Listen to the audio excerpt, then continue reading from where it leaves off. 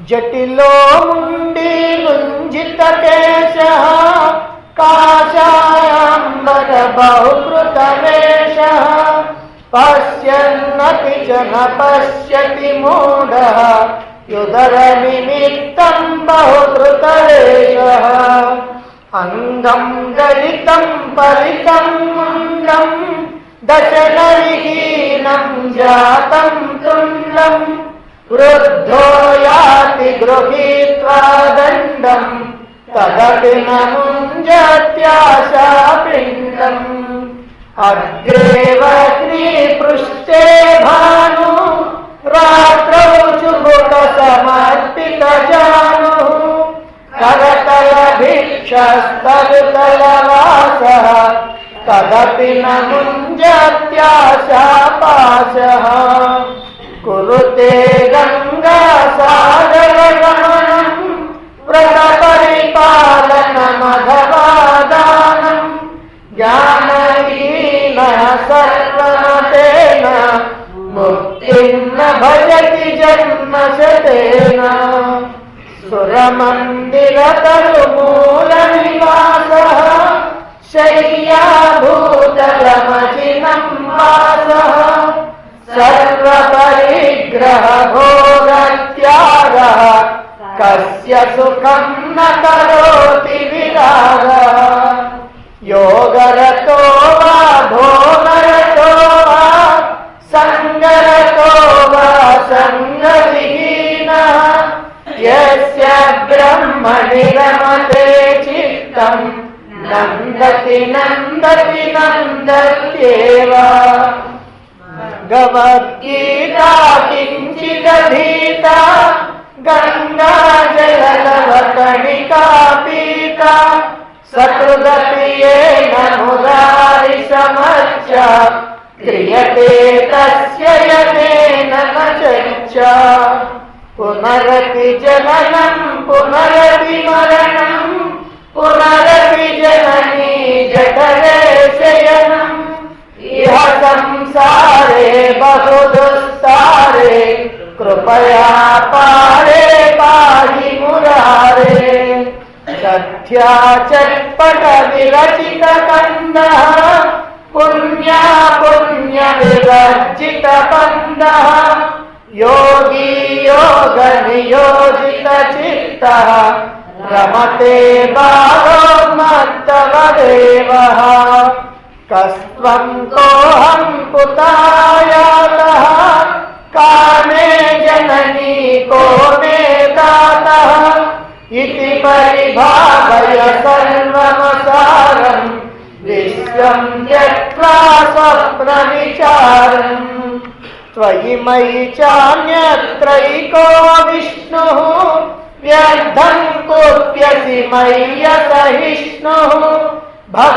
సమచిత్తః సర్వత్ర త్వం వాంఛస్య చిరాద్యది విష్ణుత్వం శత్రౌ మిత్రే పుత్రే బంధౌ మా కుర్యత్రం విగ్రహ సంధౌ సర్వస్మిన్నపి పశ్యాత్మానం సర్వత్రోత్సృజ భేదా జ్ఞానం కామం క్రోధం లోభం మోహం త్యక్త్వాత్మానం పశ్యతి సోహం ఆత్మజ్ఞాన విహీనః మూఢః తే పశ్యంతే నరకనిగూఢః గేయం గీతా నామ సహస్రం గేయం శ్రీపతిరూపమజస్రం నేయం సజ్జన సంగే చిత్తం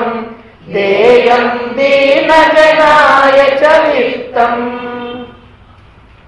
జీవితమంతా లౌకికమైనటువంటి విషయాల కోసమే తప్పించి ఈ ప్రపంచంలో ఉన్నటువంటి సుఖాల కోసమో భోగాల కోసమో ధనం కోసమో ఇళ్ళు వాకిళ్ళ కోసమో వీటి కోసమే ప్రయత్నం చేస్తూ జన్మని సార్థకం చేసుకోకుండా ఉండేటువంటి వాళ్ళు, ఈ ప్రాపంచికమైనటువంటి వ్యవహారాల్లో మునిగిపోయినటువంటి వాళ్ళు ఆ పరమాత్మను గురించి తెలుసుకునేటువంటి అవకాశం లభించక జీవితాన్ని వ్యర్థం చేసుకుంటూ ఉంటారు. మరి జీవితాన్ని సార్థకం చేసుకోవాలి, ఈ జన్మ మనకి వచ్చింది కనుక ఈ జన్మని చక్కగా ఉపయోగించుకోవాలి అని తప్పించిపోవాలి మానవ జన్మనెత్తినటువంటి ప్రతివాడు కూడా. అయితే ఈ జన్మని సార్థకం చేసుకోవాలంటే ప్రధానంగా 2 రకాలైనటువంటి ఆటంకాలు ఉన్నాయి. అవే కాంత, కనకం. ఆ రెండింటిని కూడా ఎలా విడిచిపెట్టాలి అనేటువంటి విషయాన్ని ముందుగానే తెలియజేశారు. ఇక ఈ జీవితం శాశ్వతమని కానీ, ఇక్కడ ఉన్నటువంటి గౌరవాలు, లభించేటువంటి గౌరవాలు శాశ్వతమని కానీ భావించకూడదు. ఇవన్నీ కూడా అనిత్యమైనటువంటివి, అశాశ్వతమైనటువంటివి. అందువల్ల నేనెవరిని, ఈ భార్యాబిడ్డలు ఎవరు, ఈ బంధుమిత్రులు ఎవరు, ఈ ప్రపంచం ఎలాంటిది, నేను ఎక్కడి నుంచి వచ్చాను, మళ్ళీ తిరిగి నేను ఎక్కడికి వెళ్ళాలి అని నిరంతరం కూడా విచారణ చేయి.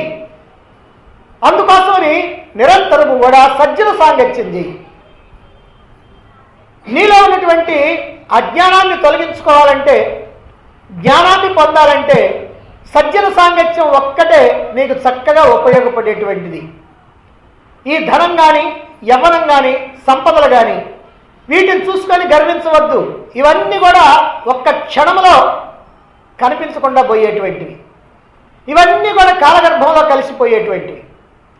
నిన్ను ఈ సంసార సాగరం నుంచి తరింపజేసేటువంటిది సజ్జన సాంగత్యం ఒక్కటే అని గ్రహించి, ఆ సజ్జన సాంగత్యం ద్వారా ఈ భవసాగరాన్ని దాటు అని శంకరాచార్యుల వారు ముందుగా 12 శ్లోకాలతో ద్వాదశ మంజరికా స్తోత్రం అనేటువంటి దానిలో చెప్పడం జరిగింది.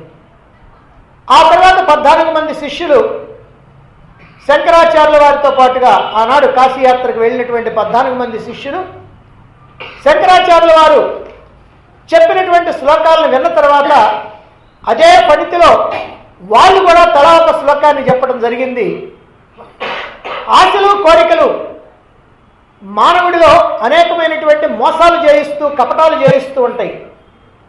సామాన్యులైనా, సంసారులైనా, సన్యాసులైనా, వృద్ధులైనా ఎవరిని వదలకుండా ఈ ఆశలు, కోరికలు పతనం చేస్తూ ఉంటాయి.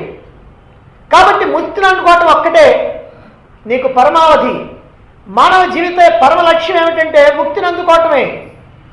దీనికి తీర్థయాత్రలు చేసినా, పుణ్యకార్యాలు చేసినా, సత్కార్యాలు చేసినా, దాన ధర్మాలు చేసినా, ఇవేమి చేసినప్పటికీ కూడా కోటి జన్మలు ఎత్తినా ముక్తి అనేటువంటిది లభించదు.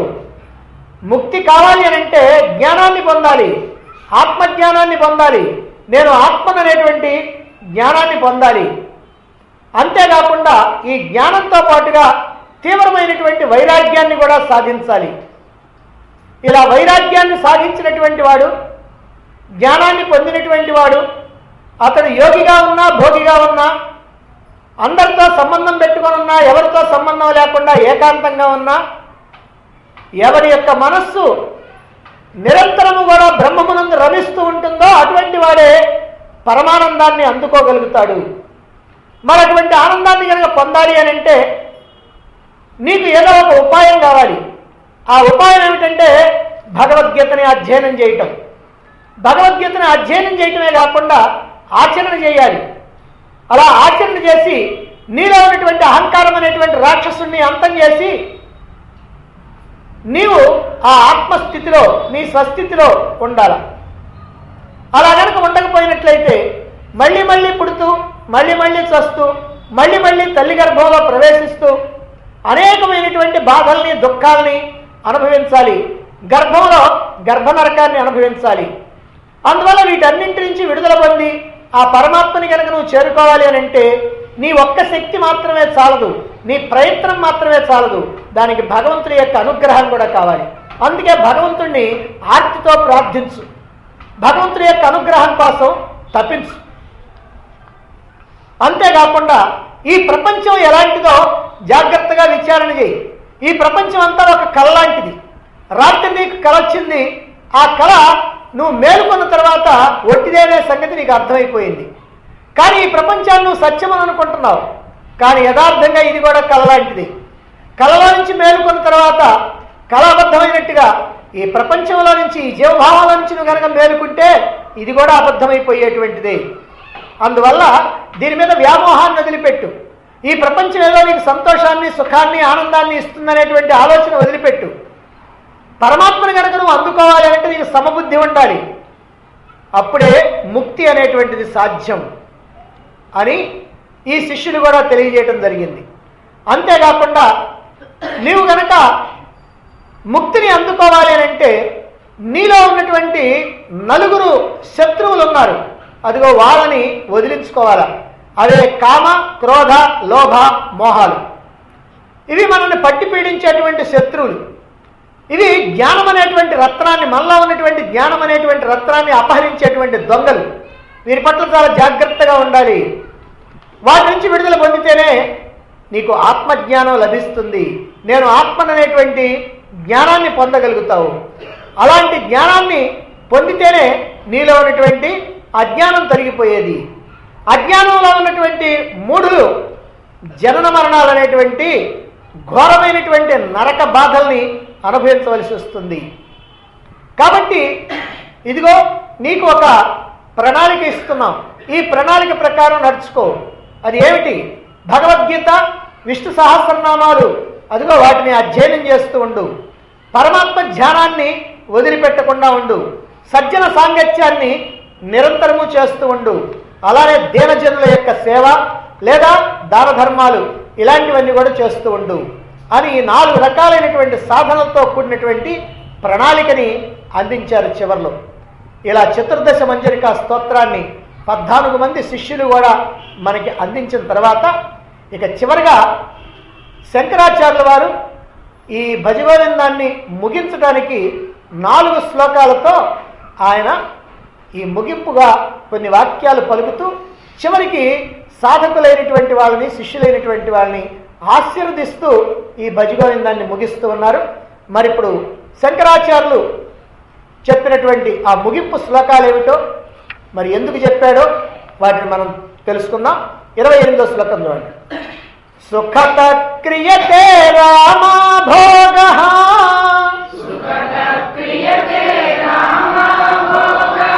పశ్చాద్ధంత శరీరే రోగః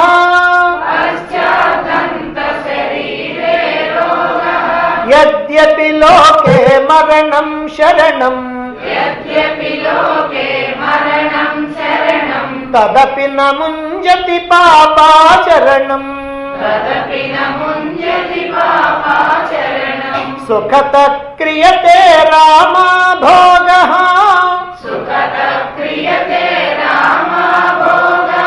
పశ్చాద్ధంత శరీరే రోగః యద్యపి లోకే మరణం శరణం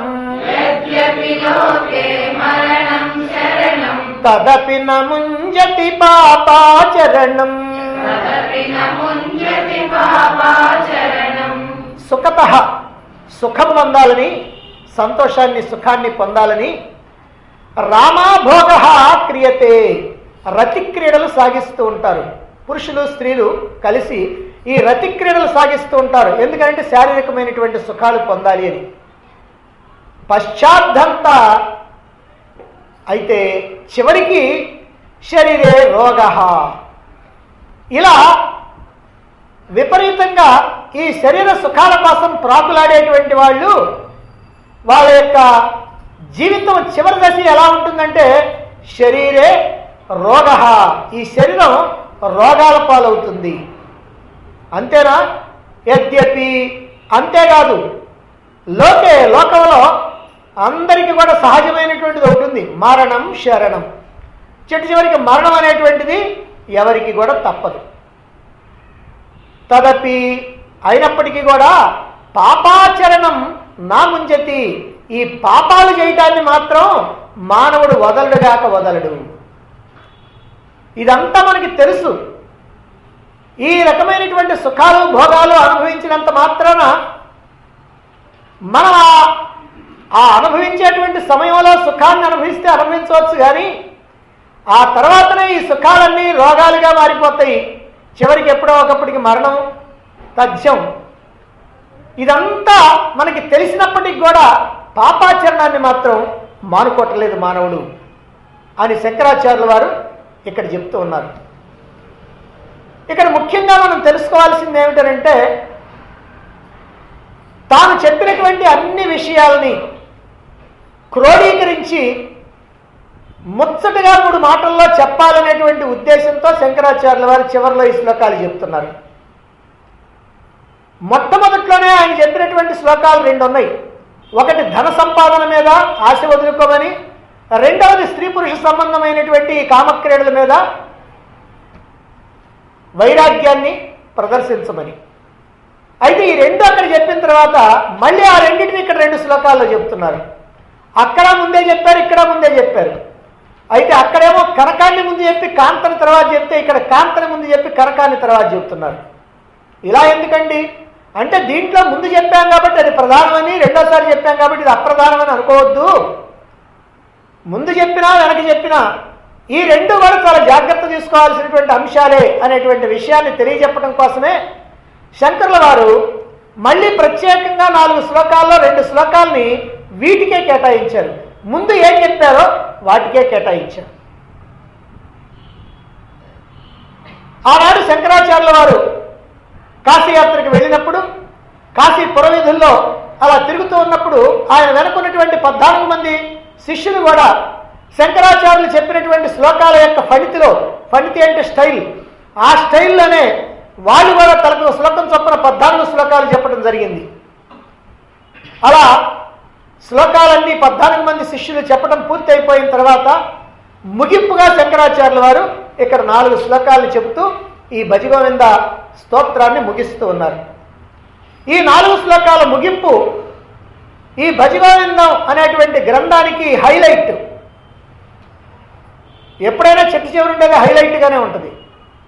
ఎందుకనంటే చెప్పవలసినటువంటి ముఖ్యమైనటువంటి విషయాలను చెబుతూ చివరిలో సాధకులైనటువంటి వాళ్ళకి తన యొక్క ఆశీస్సులను అందిస్తూ ఆయన ముగించడం అనేటువంటిది ఈ భజగోవిందం అనేటువంటి దానికి ఓ బ్రహ్మాండమైనటువంటి గొప్ప హైలైట్ అని చెప్పాలి. వేదాంతం అనేటువంటిది ఎంత చెప్పినా ఎంత విన్నా ఈ ఆచరణకి తెచ్చుకోవటం అనేటువంటిది చాలామంది ప్రయత్నించరు. అసలు ఒకవేళ ఎవరైనా కొంతమంది ప్రయత్నించినప్పటికీ కూడా వాళ్ళలో చాలామంది సాధకులు ఎన్నో రకాలైనటువంటి ఆటంకాలను ఎదుర్కొంటూ మధ్యలోనే ఆపివేస్తూ ఉంటారు. అందువల్ల ముఖ్యమైనటువంటి ఆటంకాలను తెలియజేయటం గురువుల యొక్క ప్రధానమైనటువంటి బాధ్యత. అందుకే ఈ ముఖ్యమైనటువంటి 2 ఆటంకాల గురించి శంకరాచార్యుల వారు ముందే చెప్పి మరొక్కసారి చెబితే బాగుంటుందనేటువంటి ఉద్దేశంతో మళ్ళీ ఇక్కడ చెబుతున్నారు. ఎందుకనంటే ఈ 2 నిన్ను కాస్త ఆ భగవంతుడికి దూరం చేస్తాయి. కాబట్టి భగవంతుడికి నువ్వు దగ్గర కావాలనంటే ఈ 2 విషయాల్లో నువ్వు చాలా జాగ్రత్తగా ఉండాలి అని ప్రధానమైనటువంటి ఈ 2 మానసికమైనటువంటి బలహీనతల గురించి మళ్ళీ ఇక్కడ తెలియజేస్తూ ఉన్నారు. అదే కాంత, కనకం. ఇక్కడ ముందుగా కాంత అనేటువంటి విషయాన్ని చెప్తున్నారు. పశువులాగా బ్రతకటం మానవుడికి అంత కష్టమైనటువంటి విషయం కాదు. మానవుడిలాగా బ్రతకాలంటే కొంచెం కష్టం, మహాత్ముడిలాగా బ్రతకాలంటే చాలా చాలా కష్టం. కానీ ఒక జంతువులాగా పశువులాగా బ్రతకాలంటే మానవుడికి ఏమీ కష్టం లేదు. నీరు పైనుంచి కనుక కిందకి రావాలంటే ఏమీ కష్టం లేదు, హాయిగా వచ్చేస్తాయి, దానికి ఏం బలప్రయోగం అక్కర్లా. కానీ కింద నుంచి పైకి కనుక పోవాలంటే దాన్ని మనం మోటార్ పెట్టి వాటిని కాస్త పైకి బతికించాలి. నదులన్నీ కూడా సముద్రం వైపు ప్రవహిస్తూ ఉంటాయి, వాటికి ఏం కష్టం లేదు, అలా అలా ప్రవహిస్తూనే ఉంటాయి, ఎవరు చెప్పక్కర్లా. కానీ సముద్రం వైపు నుంచి మళ్ళీ నదులు పుట్టిన చోటికి పోవాలనుకోండి, అప్పుడు మాత్రం చాలా కష్టం. దానికి పెద్ద పెద్ద ఆనకట్టలు కట్టాలి, వాటిని పంపించడం కోసం అని మోటార్లు పెట్టాలి, ఏదో చేయాలి, అట్లా తంటాలు పడాలన్నమాట. అదే ప్రకారంగా మానవుడు కూడా చెడ్డ పనులు చేయాలన్నా, పాప పనులు చేయాలన్నా ఈ ఇంద్రియాలకి లొంగిపోయి బానిసలై బలహీనతతో ప్రవర్తించాలన్నా ఏమీ కష్టం లేదు. కానీ ఈ ఇంద్రియాలను శాసించే విధంగా ప్రవర్తించాలంటే, మంచి పనులు చేయాలంటే, త్యాగపూర్వకమైనటువంటి పనులు చేయాలంటే అప్పుడు మాత్రం చాలా కష్టం అవుతుంది. ఇల్లు తగలబెట్టాలంటే కిరసనాయిలు అగ్గిపెట్టి ఉంటే చాలు.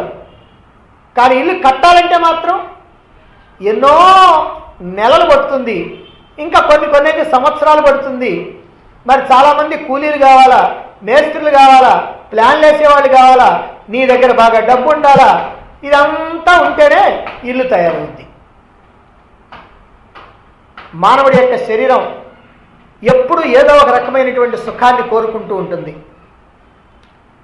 ఇది ఆ శరీరం యొక్క సహజ స్వభావం. ఇది భగవంతుడే ఈ రకంగా శరీరాన్ని సృష్టించాడు.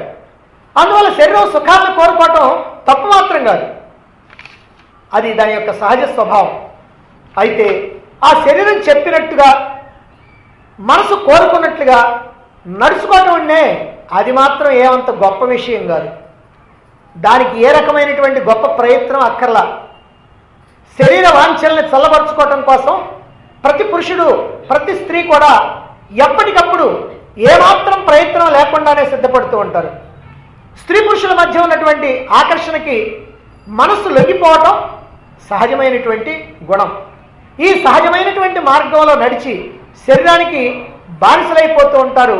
ఇది కష్టం లేనటువంటి పని. అయితే శరీరం మీద మనం కనుక యాజమాన్యాన్ని సంపాదించాలంటే, శరీరాన్ని మన యొక్క అధీనంలో పెట్టుకోవాలంటే, ఇంద్రియాలను మనం శాసించాలంటే దీనికి మాత్రం గొప్ప ప్రయత్నం కావాలి. ముందు మనస్సు మీద మనం యాజమాన్యం సంపాదించాలి.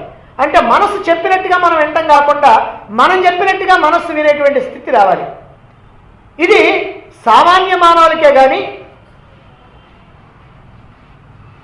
గొప్ప గొప్ప తపస్సులకి ఎంత పెద్ద కష్టమేం కాదండి అని అనుకుంటారేమో. అదేం కాదు, సామాన్య మానవులకే కాదు, సర్వసంగ పరిత్యాగం అనుకునేటువంటి వాళ్ళకు కూడా కష్టమైనటువంటి పని. అందుకే ఈ విషయంలో చాలా జాగ్రత్తలు తీసుకోవాలి అనే విధంగా ఆచార్యులు హెచ్చరికలు చేస్తూ ఉన్నారు.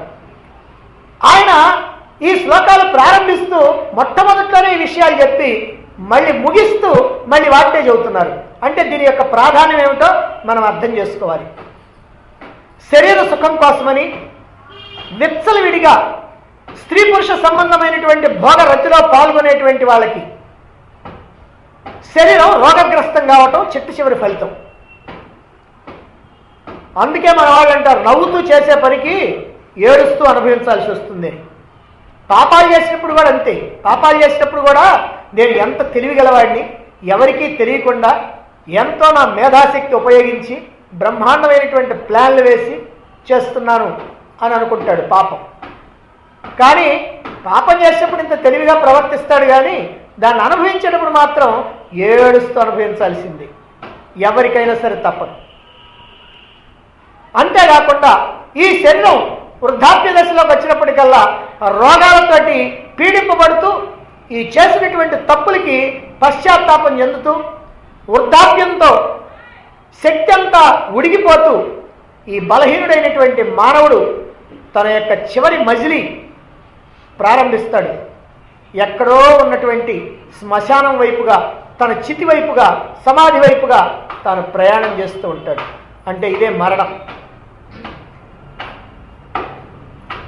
ఇక్కడ ఒక సందేహం. ఏమిటా సందేహం? ఏమండి, ఈ పాపాలు చేసినటువంటి వాళ్ళు, తప్పులు చేసినటువంటి వాళ్ళు, లేదా విచ్చలవిడిగా ఈ శారీరకమైనటువంటి భోగాల్ని అనుభవించినటువంటి వాళ్ళు, వీళ్ళందరూ కూడా రోగాలు రష్లు అనుభవించాలి, జీవితం చివరిలోనేమో వృద్ధాప్యము, మరణము ఇవన్నీ చెబుతున్నారు కదా. మరి నాకు తెలిసిన కొంతమంది ఇలాగనే విచ్చలవిడిగా వ్యవహరించి పాపాలన్నీ చేసి హాయిగా ఆనందంగా పోయాడండి. ఏ రోగాలు లేవు, ఏ రష్టులు లేవు, హాయిగా పోయాడు. మరి ఇంకొకళ్ళు ఉన్నారు నాకు తెలిసినటువంటి వాళ్ళు. వాళ్ళు పాపం ధర్మంగా ప్రవర్తించేవాళ్ళు, న్యాయంగా ప్రవర్తించేవాళ్ళు, బాగా ఇంద్రియ నిగ్రహం కలిగినటువంటి వాళ్ళు, దైవభక్తి కలిగినటువంటి వాళ్ళు. వాళ్ళేమిటో పాపాత్ముల్లాగా అనేకమైనటువంటి కష్టాలు, దుఃఖాలు, బాధలు భరిస్తూ ఉంటారు. ఆర్థికమైనటువంటి బాధలు, సామాజికమైనటువంటి బాధలు, శారీరకమైనటువంటి బాధలు, రోగాలు, ఇలా పీక్కొని చచ్చిపోయారండి. మరైతే ఇప్పుడు మీరు చెప్పిందంతా తప్పే కదా. అనేటువంటి సందేహం వస్తుంది. ఇక్కడ రాకపోయినా మీకు ఇంటికి పోయిన తర్వాతైనా వచ్చింది. ఎందుకనంటే అలాంటి వాళ్ళు మనకి సమాజంలో కనపడుతూ ఉంటారు. మరైతే ఏమిటి దీనికి సమాధానం? శరీరానికి బానిసలై మనసుని అదుపులో ఉంచుకోలేక ఆ శరీరం చెప్పినట్టుగా లేదా ఇంద్రియాలు చెప్పినట్టుగా నిరంతరము కూడా భోగరతిలో విచ్చలవిడిగా పాల్గొన్నటువంటి వాడు, ఆయుర్దాయం తక్కువైనటువంటి వాడు అనుకోండి, శరీరాన్ని విడిచిపెట్టి వెళ్ళిపోతాడు. వాడికి ఆయుర్దాయం ఎక్కువ లేదు. అంటే మామూలుగా పాపాలు చేసేటువంటిది ఇలాంటి పనులన్నీ కూడా ఏదో 40-50 సంవత్సరాల లోపల చేస్తూ ఉంటారు. మరి వాడు ఆయుర్దాయమే 40 ఏళ్ళు అనుకోండి, ఈ పాపాలు చేస్తూనే ఉంటాడు. ఏ డబ్బులు లేకుండా ఏమీ లేకుండా టక్కన చచ్చిపోతాడు. కాబట్టి ఆయుర్దాయం తక్కువగా ఉంటే అలా పోతాడు. మరైతే ఈ పాపాలన్నీనండి మరి ఇప్పుడు చేసినవన్నీ అనుభవించాలన్నారు కదా, అటువంటి వాడు తప్పనిసరిగా ఈ పాపాలను అనుభవించడం కోసమే మళ్ళీ జన్మ తీసుకొని వస్తాడు. వాడికి మొదటి నుంచి అన్ని కష్టాలు, దుఃఖాలు, బాధలే ఉంటాయి.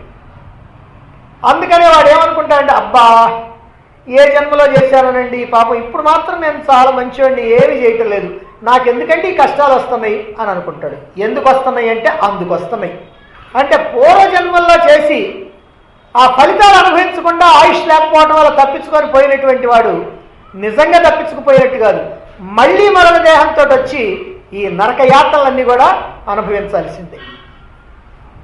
అలాగే మరి కొంతమంది పుణ్యాత్ములైనటువంటి వాళ్ళు ఉంటారు. ఆ పుణ్యాత్ములైనటువంటి వాళ్ళు అన్ని కష్టాలే అనుభవిస్తూ ఉంటారు. ఎందుకనంటే పూర్వజన్మల్లో చేసినటువంటి పుణ్యకర్మల యొక్క ప్రారంభం అనుభవించడం కోసం ఇక్కడికి వచ్చాడు.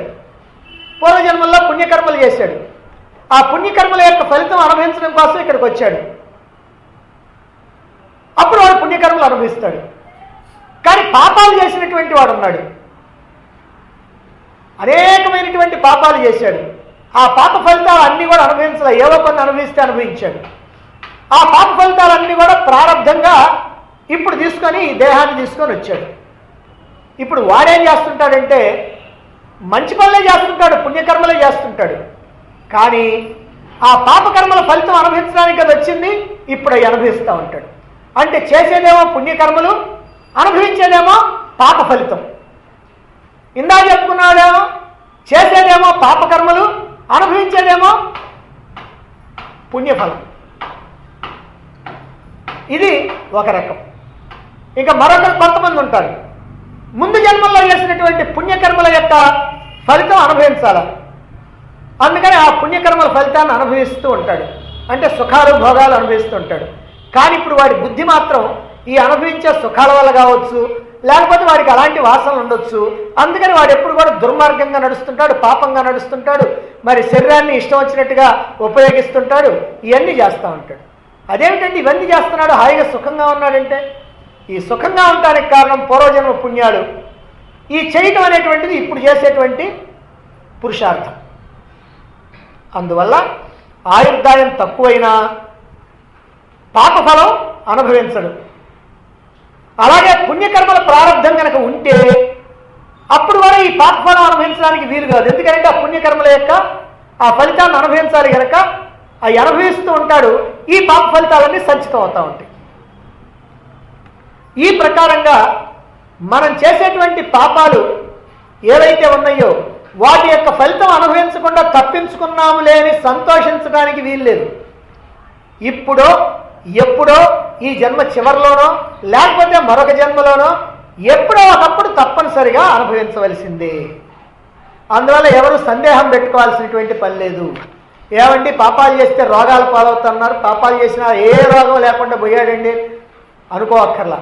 అలాగని ఏ పాపాలు చేయకపోయినా ఒకటే రోగాలతో ఉన్నాడండి అని అనుకోవాల్సినటువంటి పనిలే. వాడు పాపాలు చేయకపోవచ్చు కానీ రోగాలతో ఉంటాడు. మహాత్ములైనటువంటి వాళ్ళే శరీరం రోగాల పాలై చిట్టు చివరిలో రోగాల పాలై ఉంటూ ఉంటారు. ఎందుకనంటే ఆ పూర్వంలో చేసినటువంటి కర్మల ఫలం ఎవరైనా అనుభవించాలి కనుక ఆ శరీరం అట్లా అనుభవిస్తూ ఉంటుంది. అందువల్ల పాపాలు చేసినా ఈ జన్మలో మనం అనుభవించకపోవచ్చు, పుణ్యాలు చేస్తున్నా పూర్వజన్మల పాప ఫలితం ఇప్పుడు అనుభవిస్తూ ఉండొచ్చు. అయితే అసలు పాపం అంటే ఏమిటి మనం ఇది తెలుసుకోవాలి. ఏ పనుల వల్ల మనకు దుఃఖం వస్తుందో అదే పాపం. మామూలుగా అయితే పాపాయ పరపీడనం అన్నారు, ఇతరుల్ని బాధించడమే పాపం అని. ఆ ఇతరులు బాధించినందువల్లనే మనం కూడా బాధలు పడతాం, అదే మన దుఃఖానికి కారణమవుతుంది.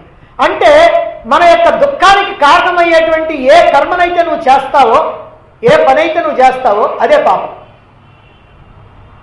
మరి ఈ దుఃఖాలు అనేటువంటివి ఎప్పుడు వస్తాయండి? మనం పాపాలు చేస్తున్నాం కదా, ఎప్పుడు వస్తాయి? ఎప్పుడైనా రావచ్చు. ఇప్పుడు రావచ్చు, తర్వాత రావచ్చు, ఆ లోకాలు రావచ్చు, తర్వాత జన్మలు రావచ్చు. అయితే ఇంత తెలిసినప్పటికీ కూడా ఈ పాపకార్యాలు ఆచరించడం నుండి మానవుడు విడిపడలేకపోతున్నాడు. ఆ పాపాలు చేస్తూనే ఉంటాడు. పాపం తప్పని తెలుసు, పాపం వల్ల దుఃఖం అని తెలుసు, పాపం వల్ల మళ్ళీ వచ్చే జన్మలో కూడా మనం అనుభవించాల్సి వస్తుందని తెలుసు. తెలిసినప్పటికీ కూడా ఈ పాపాలు చేస్తూనే ఉంటాడు. ఇదే దయనీయమైనటువంటి పరిస్థితి. ఇదే మనిషిలో ఉన్నటువంటి స్వార్థ బుద్ధి.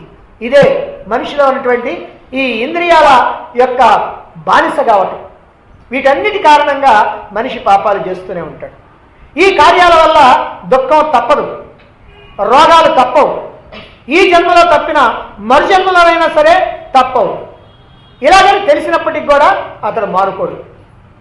ఇలా చెప్పడం మానవుణ్ణి కేవలం భయపెట్టడం కోసం మాత్రం కాదు.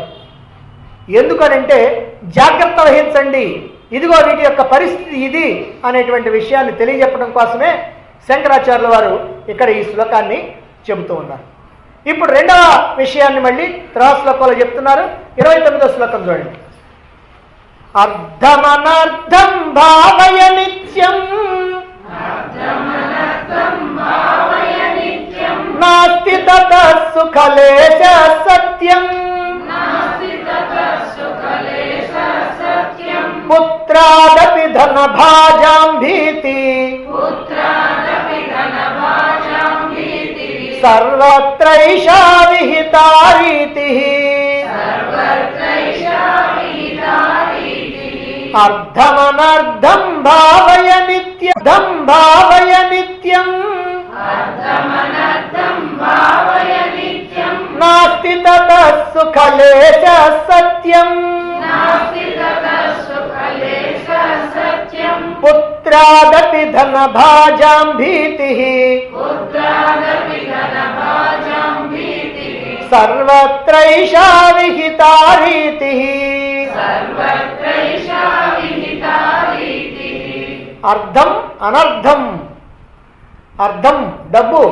ఈ డబ్బు అనేది అనేకమైనటువంటి అనర్థాలకి కారణమయ్యేటువంటిది అని నిత్యం ఎల్లప్పుడూ కూడా భావిస్తూ ఉండు. మనమేం భావిస్తామంటే ఈ డబ్బు అనేటువంటిది మనకి ఎంత సుఖాన్ని ఇస్తుందో, ఎంత ఆనందాన్ని ఇస్తుందో, అందుకని ఇంకా సంపాదిద్దాం, ఇంకా ఇంకా ఇంకా అని అనుకుంటా ఉంటాం. కానీ శంకరాచార్యుల వారు ఏం చెబుతున్నారంటే ఈ అర్థం అనేటువంటిది అనేకమైనటువంటి అనర్థాలకి కారణమవుద్ది అని నిత్యము కూడా భావిస్తూ ఉండు, గుర్తు చేసుకుంటూ, ప్రతిరోజు గుర్తు చేసుకుంటూ, ఎప్పుడో ఒక రోజున కాదు, వారానికో నెలకో సంవత్సరానికో కాకుండా ప్రతిరోజు గుర్తు చేసుకుంటా ఉండు.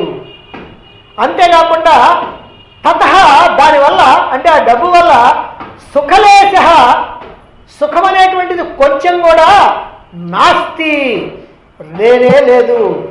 సత్యం, ఇది సత్యం. ఈ మాట మనం మాత్రం అంగీకరించాం. సరే, తర్వాత చూద్దాం ఆ విషయం. ఎందుకంటే డబ్బు వల్ల కొంచెం కూడా సుఖం లేదు అని శంకరాచార్యుల వారు చెప్తున్నారు. సరే, ఆయన అన్ని వదిలిపెట్టినటువంటి సర్వసంగ పరిత్యాగి కదా, మన అనుభవాలు ఆయనకి లేవు. అందువల్ల మనకేమనిపిస్తుందో మనం తర్వాత ఆలోచిద్దాం. ఆయన మాత్రం ఏం చెబుతున్నాడంటే సత్యం, ఇది సత్యం, ఇది నిజం. ఈ డబ్బు వల్ల మాత్రం సుఖం లేదు అని. అంటే డబ్బు వల్ల సుఖం లేదనంటే బాగా అంటే మనిషికి అవసరానికి మించి ఉన్నటువంటి డబ్బు వల్ల సుఖం లేదనేటువంటి అర్థం అనమాట. పుత్రాదపి ఏమిటయ్యా సుఖం లేకపోవడం అంటే పుత్రాదపి పుత్రుల వల్ల కూడా ధనభాజాం భీతి, ధనవంతులకి భయమే. డబ్బు ఉన్నటువంటి వాడు కనుక ఉన్నాడంటే పుత్రుల వల్ల కూడా భయమే. సరే, బంధువుల వల్ల భయం అని అంటే బాగానే ఉంది, లేదా ఎవరైనా శత్రువుల వల్ల భయం అంటే బాగానే ఉంది, లేకపోతే ఇన్కమ్ ట్యాక్స్ ఆఫీసర్ల వల్ల భయం అంటే బాగానే ఉంది, లేదా నక్సలైట్ వల్ల భయం అంటే బాగానే ఉంది. కానీ పుత్రుల వల్ల కూడా భయమే. శంకరాచార్య వారు చెబుతున్నారు. ఆయన కాలంలో నక్సలైట్లు లేరు కాబట్టి మరి ఇన్కమ్ ట్యాక్స్ ఆఫీసర్లు కూడా ఉండి ఉండరేమో, అందువల్ల ఆయనకి అవన్నీ తెలియదు. కానీ పుత్రుల వల్ల మాత్రం ఇదిగో ఈ భయం అనేటువంటిది ఉంటుంది. ఒకవేళ ఇది నాకు గాదిలేంటి వాడికేని అనుకుంటామేమో, అది చెప్తున్నారు. సర్వత్రా అంతటా అన్ని చోట్ల కూడా ఏషా రీతి విహిత, ఇదిగో ఇదే విధానం ఉన్నది, ఇదే విధానం ఉంటుంది. అయ్యా నాకు అలాంటిదే లేదు, నా పుత్రుడు మంచోడు, నా భార్య చాలా మంచిది, నాకు ఎంత డబ్బున్నా ఎన్ని 100 కోట్లున్నా నాకేం పర్వాలేదు కాబట్టి సంపాదిస్తా అని అంటే సంపాదిస్తే సంపాదించవచ్చు. అదిగో ఒకడు సంపాదించాడు పాపం, ఆ తమిళనాడు ఒకడు. ఇప్పుడు ఏం చేశాడు? ఇప్పుడు జైల్లో ఉన్నాడు. ఆయన కేంద్రంలో మంత్రి. మరి 2 రెక్కలు పట్టుకొని తీసుకెళ్తున్నారు నేను పోలీసులు. అంటే ఈ ధనం వల్ల, అంటే ఇలా విపరీతమైనటువంటి ధనం వల్ల ఆయన పాపం కొద్దే 1,76,000 కోట్లు అంటారు. సరే, ఇలాంటి వాటి వల్ల ఎప్పటికైనా సరే ఇదిగో ఈ దుఃఖం అనేటువంటిది తప్పదు అనేటువంటి విషయాన్ని, అది ఎవరికైనా కూడా తప్పదు అనేటువంటి విషయాన్ని ఇక్కడ తెలియజేస్తున్నారు. ఇది రెండవ ఆటంకం. అక్కడ మొట్టమొదటిగా చెప్పిన దాన్ని ఇక్కడ రెండవ దానిగా చెప్తున్నారు. ధనం వల్ల దుఃఖమే కానీ కొంచెం కూడా సుఖం లేదు. పుత్రుని వల్ల కూడా భయపడాల్సి వస్తుంది. ఎక్కడ చూసినా డబ్బు యొక్క వ్యవహారం ఇంతే అంటున్నారు. ఈ లోకంలో ప్రతి వ్యక్తి కూడా డబ్బుకి బానిసే, దీంట్లో ఏ అనుమానం లేదు.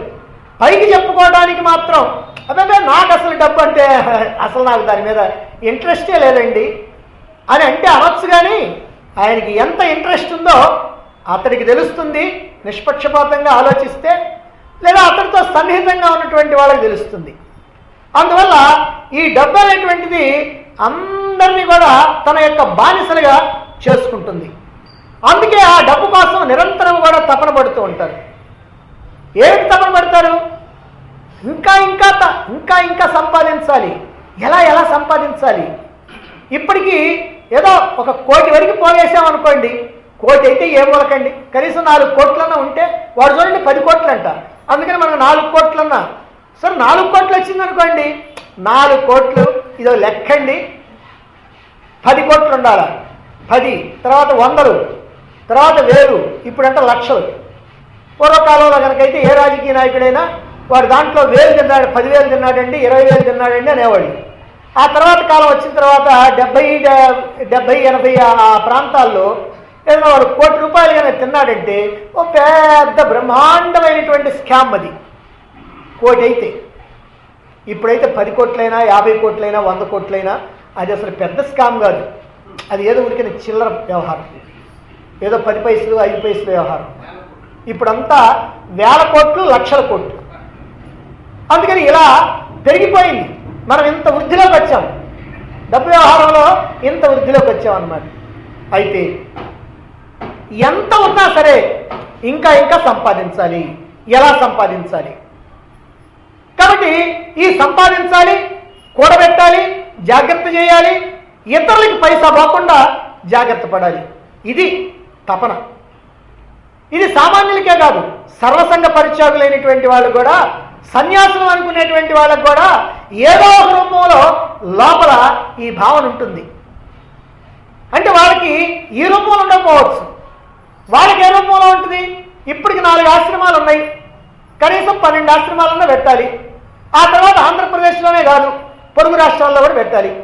ఆ తర్వాత భారతదేశంలో ప్రతి రాష్ట్రంలో కూడా కనీసం 2-3 ఆశ్రమాలన్నా ఉండాలి. ఆ తర్వాత ఇతర దేశాల్లో ఆశ్రమాలు పెట్టాలి. ఆ తర్వాత ఇక సంపాదన, ఆశ్రమాలు పోషించాలి కదా, దానికోసం డబ్బు కావాలి. ఈ ప్రకారంగా సన్యాసులైనటువంటి వాళ్ళు, సర్వసంగ పరిత్యాగులైనటువంటి వాళ్ళు పైకి ఏ మాటలు చెప్పినా, ఏ ఉపన్యాసాలు చెప్పినా లోపల వాళ్ళే కూడా ఈ రకమైనటువంటి వ్యవహారాల్లోనే ఉంటా ఉంటాయి. ఇలా డబ్బు సంపాదించాలని తీవ్రమైనటువంటి కోరిక ఎప్పుడైతే కలిగిందో, న్యాయంగా సంపాదించడానికి వీలు లేకపోతే అన్యాయంగా సంపాదించడానికి, మోసం చేయటానికి, కపటం చేయటానికి, ఇతరులెత్తను చేయబెట్టడానికి పడుతూ ఉంటారు.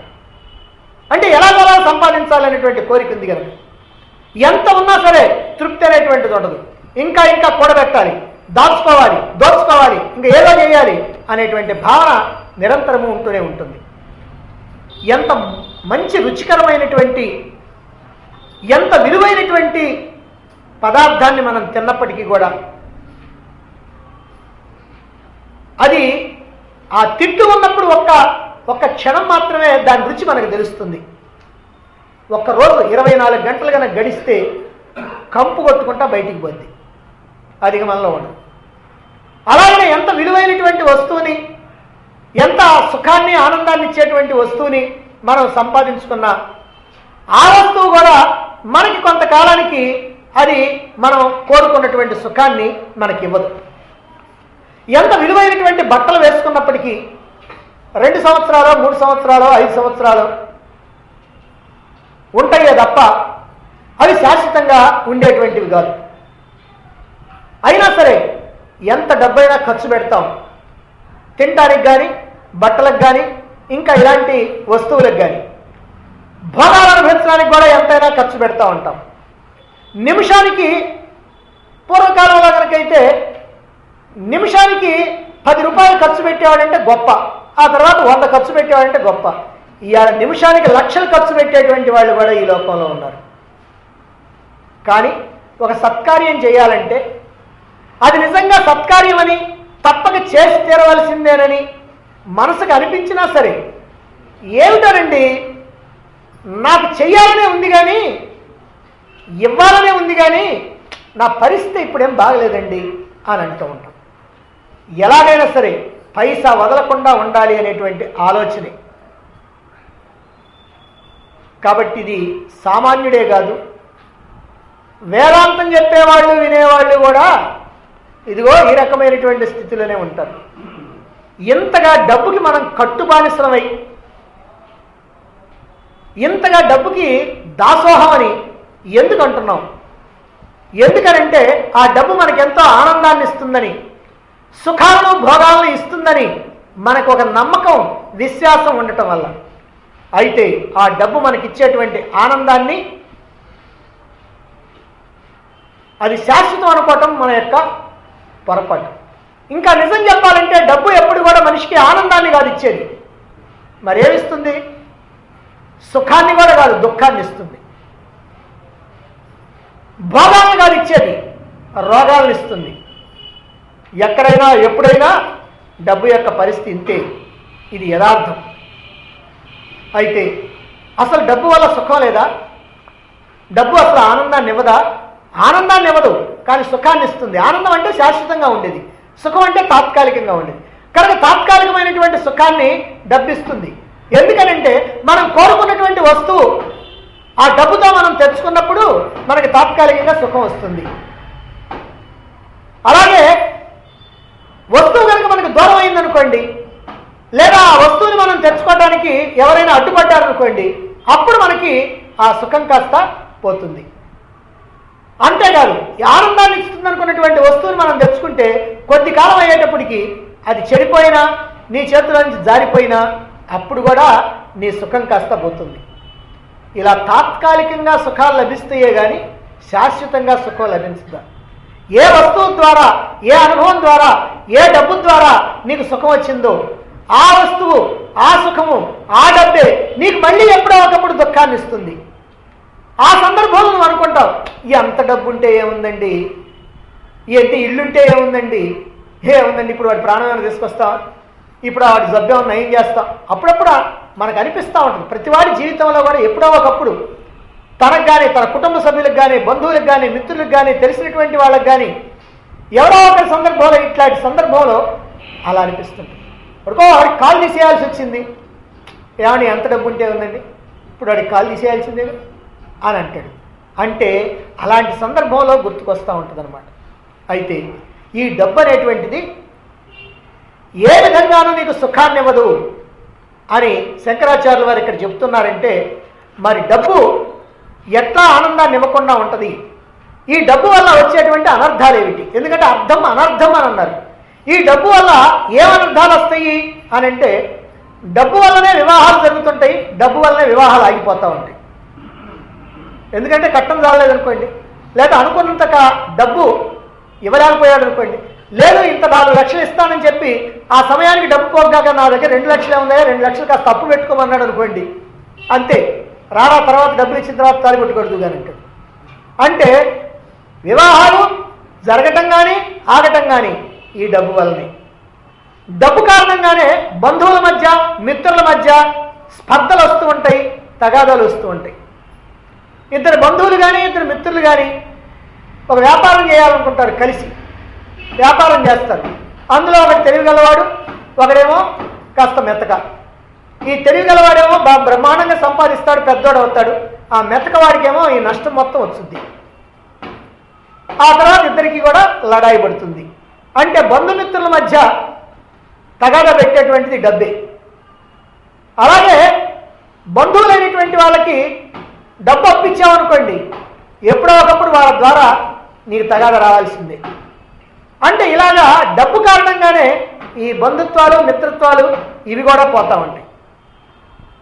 డబ్బు వల్లనే తండ్రి కొడుకులు తగాదా పడుతూ ఉంటారు, అన్నదమ్ములు తగాదా పడుతూ ఉంటారు, అక్కా చెల్లెల మధ్య భేదాభిప్రాయాలు వస్తూ ఉంటాయి. ఇదంతా డబ్బు వల్లనే. ఎందుకంటే ఆస్తులు పంచుకునేటప్పుడు నా వాటా ఇంత నా వాటా ఇంతని అప్పుడు తగాదాడుకుంటారు. డబ్బు కారణంగానే భార్యాభర్తలు విడిపోతారు.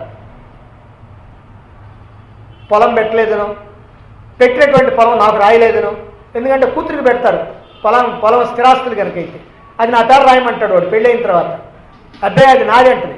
ఏంది నీది, నోరు మూసుకొని రాయి, సంతకం పెట్టు అని అంటాడు. నేను పెట్టను, అయితే పో పుట్టింటికి పో, నాకు పో అని అంటాడు. అంటే దీనివల్ల కూడా ఈ తగాదాలు జరుగుతూ ఉంటాయి. డబ్బు కారణంగానే అత్తలు ఆడపడుచులు కొత్తగా వచ్చినటువంటి కోడల మీద కిరసనాయలు పోసి తగలబెట్టేస్తూ ఉంటారు. ఇది కూడా కట్టం వ్యవహారమే అన్నమాట. డబ్బు లేనప్పుడు సంపాదించాలని అనిపిస్తూ ఉంటుంది. సంపాదించిన తర్వాత ఉన్నటువంటి వాళ్ళని చూసి అసూయ కలుగుద్ది, లేనటువంటి వాళ్ళని చూస్తే గర్వం కలుగుద్ది. ఈ అసూయ గర్వం ఏదైతే ఉందో ఈ రెండు కూడా మానవుడిని పతనానికి తీసుకుని వెళ్తూ ఉంటాయి. ఈ అసూయ దేశం ఈ రెండు కనుక పెరిగిపోయినాయా రకరకాలైనటువంటి బాధలు వస్తూ ఉంటాయి.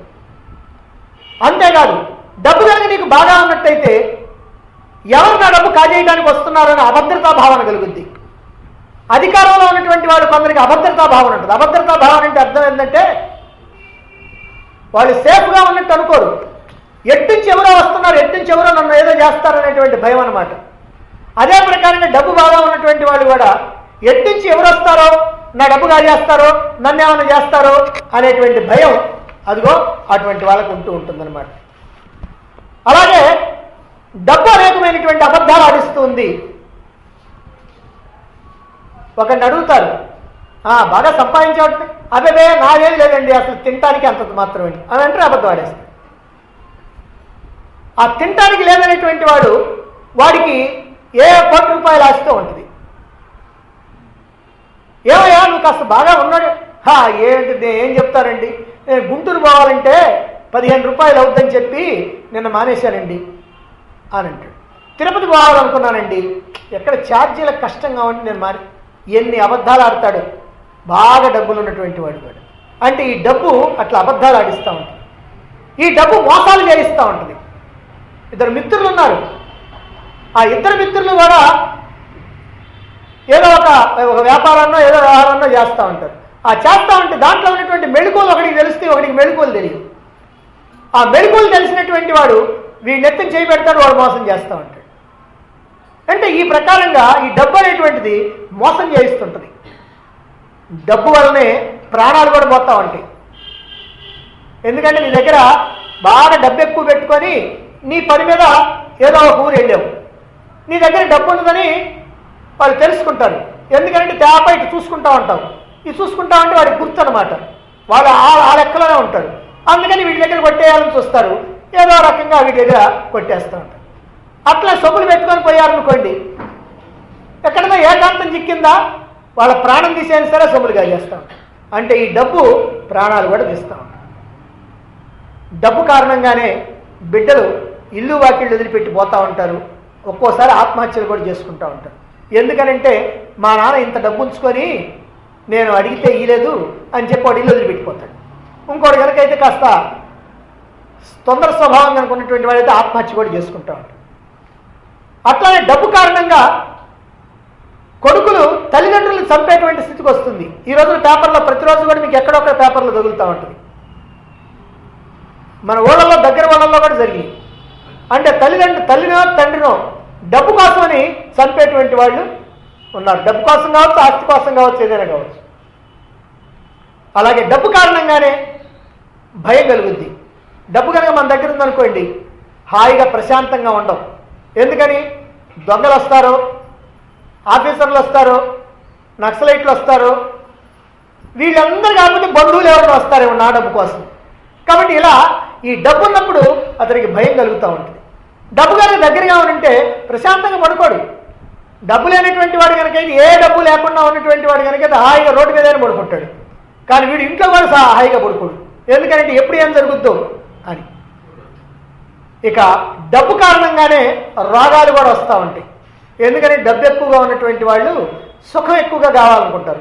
సుఖం ఎక్కువగా ఉన్నటువంటి వాళ్ళు శరీరాన్ని కష్టపెట్టరు. శరీరాన్ని కష్టపెట్టకపోతే రోగాలు వచ్చేటువంటి అవకాశం ఎక్కువగా ఉంటుంది. అందువల్ల డబ్బున్నది కదా అని భోగాలు వెంటబడితే, మనం భోగాలు వెంటబడితే రోగాలు మనం వెంటబడతా ఉంటాయి. ఇక డబ్బు కారణంగా మనశ్శాంతి కూడా దూరం అయిపోతుంది. ఎందుకనంటే అహంకారంతో, గర్వంతో నాకు ఇంత ఉన్నది అనేటువంటి అహంకారం వచ్చినప్పుడు ఎవరిని పడితే వాళ్ళని నీ ఇష్టం వచ్చినట్టుగా మాట్లాడతావు. అప్పుడు ఆత్మీయులైనటువంటి వాడు కూడా నీకు దూరం అయిపోతారు. ఇలా దూరం కావటం వల్ల నీకు ఒక్కో సందర్భంలో నిన్ను పలకరించేటువంటి దిక్కు లేక మనశ్శాంతి కరువైపోతుంది. ఈ ప్రకారంగా డబ్బు అనేకమైనటువంటి విచిత్రాలు చేస్తుంది, దుఃఖాలు తెచ్చిపెడుతుంది, భయాన్ని కలిగిస్తుంది, ఇంకా ఎన్నో ఎన్నో చిత్ర విచిత్రాలు చేస్తూ ఉంటుంది. అయితే డబ్బు అసలు ఎందుకు పనికిరాదా అండి అని అంటే ఖచ్చితంగా పనికొస్తుంది. పనికిరాదని అనడానికి వీల్లేదు. ఎప్పుడు మన యొక్క అవసరాలు తీర్చుకోవడానికి పనికొస్తుంది, లేదా అవసరాలు తీరిపోయిన తర్వాత భవిష్యత్ అవసరాల కోసం కొంత దాచుకోవటానికి పనికొస్తుంది, లేదా సత్కార్యాలు చేసి మన యొక్క ఈ మానవ జన్మని తరింపజేసుకోవడానికి ఉపయోగపడుతుంది. అంతవరకు అయితే మంచిదే. అంతకంటే ఎక్కువ విలువిచ్చి దానితో నువ్వు కనుక తాదాత్మ్యం చెంది దానికి నువ్వు కనుక దాసుడివయ్యావా, ఇదిగో ఈ బాధలన్నీ కూడా తప్పవు. ఈ బాధలు అన్నీ అంటే అన్నీ కాకపోవచ్చు, కొన్ని ఒక్కొక్క రకమైనటువంటిది కావచ్చు. ఇవన్నీ కూడా ఎప్పటికైనా తప్పు. కనుక తగినంత కూడబెట్టుకోవచ్చు, సంపాదించుకోవచ్చు, ఖర్చు చేస్తుండవచ్చు, డబ్బును ఉపయోగించుకోవచ్చు. కానీ డబ్బు నిన్ను ఉపయోగించుకునేటువంటి పరిస్థితి మాత్రం రాణించుకోవద్దు. డబ్బు కోసం జీవించకు, జీవించడం కోసం డబ్బు సంపాదించు. డబ్బు నీకు ఉపయోగించేదిగా ఉండాలి కానీ నిన్ను ఆడించేదిగా ఉండకూడదు. కాబట్టి నిరంతరం కూడా ఈ డబ్బు ఏ ఘనకార్యాలు చేయగలుగుతుందో దాన్ని విచారణ చేసుకో. డబ్బు దుఃఖకరమైనటువంటిది అనేటువంటి విషయాన్ని గుర్తుంచుకో అని ఇంతవరకు శంకరాచార్యుల వారు 2 శ్లోకాల్లో చక్కగా మానవుడు తన యొక్క జీవితాన్ని తరింపజేసుకోవడానికి చేసేటువంటి ప్రయత్నంలో అడ్డం వచ్చేటువంటి ప్రధానమైనటువంటి 2 ఆటంకాలని మొదట్లోనూ చెప్పి మళ్ళీ చివరిలోనూ కూడా చెబుతూ ఉన్నారు. ఇలా చెప్పిన తర్వాత ఇప్పుడు ఇక 3వ శ్లోకంగా నీ ఆటంకాలను చెప్పిన తర్వాత నీకు సాధనల్ని, అద్భుతమైనటువంటి అంటే పరమాత్మని అందుకోవడానికి, మోక్షాన్ని అందుకోవడానికి కావాల్సినటువంటి సాధనల్ని ఇంతవరకు చెప్పినటువంటి వాటన్నింటినీ క్రోడీకరిస్తూ ఇక్కడ సాధనలు చెప్పబోతున్నారు. ఏం చెప్తున్నారో మనం రేపు తెలుసుకుందాం.